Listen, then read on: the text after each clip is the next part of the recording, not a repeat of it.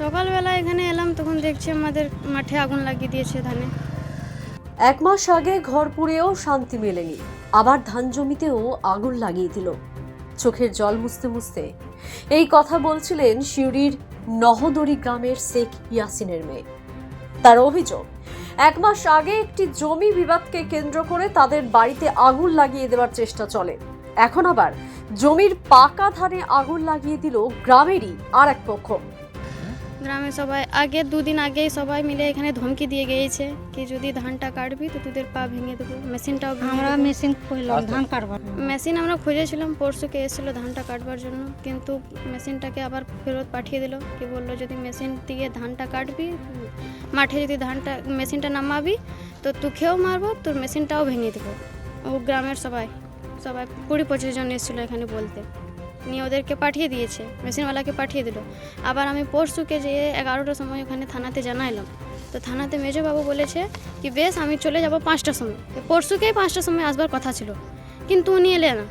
আমরা 5টার সময় আবার ওইটা করে দিলাম, ক্যান্সেল করে দিলাম। আবার ফের অন্য দিনে কালকে আবার সকালে 8টার সময় বলেছিল আসবো, কিন্তু তখনও আলো না। আবার কালকে বিকালে 5টার সময় বললো আসবো, তখনও এলো না। আর আজকে আবার দেখছি কি মাঠে আগুন লাগানো রয়েছে ওই 6 ফুটের মধ্যে। বাবু আনসারি, আর নাম জানিফ আনসারি, বাবু বলে সবাই ডাকে গ্রামে। আর তার ছেলেগুলা জাবেদ, আকরাম, নিজাম, আফরুদ্দিন, এরা সবাই এসে এখানে আগুন লাগিয়েছে। কেন আমাদের একটা ঝামেলা হয়েছে, এর থেকে 1 মাস আগে আমাদের ঘরে আগুন লাগিয়ে দিয়েছিল, আমার ঘরটা পড়ে আবার আমার ধানে আগুন লাগিয়েছে। আমরা কাটবার জন্য ওইদিকে সবাই কাটা হয়ে গেছে, আমরা তো কাটবার চেষ্টা করছি 1 সপ্তাহ দিয়ে, কিন্তু ওরা কাটতেই দিচ্ছে না। কাটবার জন্য মুনিশ নামছে, কিন্তু আবার ওদেরকে তাড়িয়ে দিচ্ছে। পুলিশকে পরশু দিনেই জানিয়েছি, ঝামেলা হয়েছে গ্রামে। আমার বাবা 2 মাস দিয়ে ঘর আসতে পারে নাই, 2 মাস দিয়ে বাইরে ঘুরে বেড়াইছে, মারবার চেষ্টা করছে, প্ল্যানিং করছে ওরা সবাইকে মারবার প্ল্যানিং করছে। এই ঝামেলাটা হয়েছে, বলছে ইয়াসিন আনসারিকে যেখানে খুঁজে পাবো সেখানে মেরে ফেলে দেবো। একটা জায়গা নিয়ে ঝামেলা হয়েছে, ঝামেলাটা হবার 2 মাস হয়ে গেছে, কিন্তু এখনও ঝামেলাটা চলতেই আছে।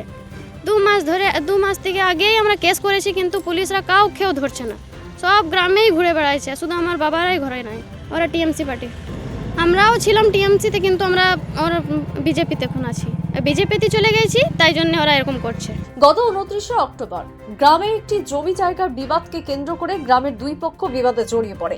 ইয়াসিনের বাড়িতে অপর পক্ষের লোকজন আগুন লাগিয়ে দেওয়ার চেষ্টা করার অভিযোগ ওঠে। সেই ঘটনায় বেশ অশান্তি বাধে ওই গ্রামে। তারপর পুলিশ ধরপাকড় করে উভয় পক্ষের বেশ কয়েকজনকে গ্রেপ্তার করে। তারপর 1 মাস যেতে না যেতেই ফের একবার ধান জমিতে আগুন লাগিয়ে দেওয়ার অভিযোগ উঠল। যদিও শাসক দলের নেতারা বলছেন এটা গ্রাম্য বিবাদ, পুলিশ এই বিষয়টা মিটমাট করবে। দ্য সহজ পাঠ, সহজ কথা, সঠিক তথ্য।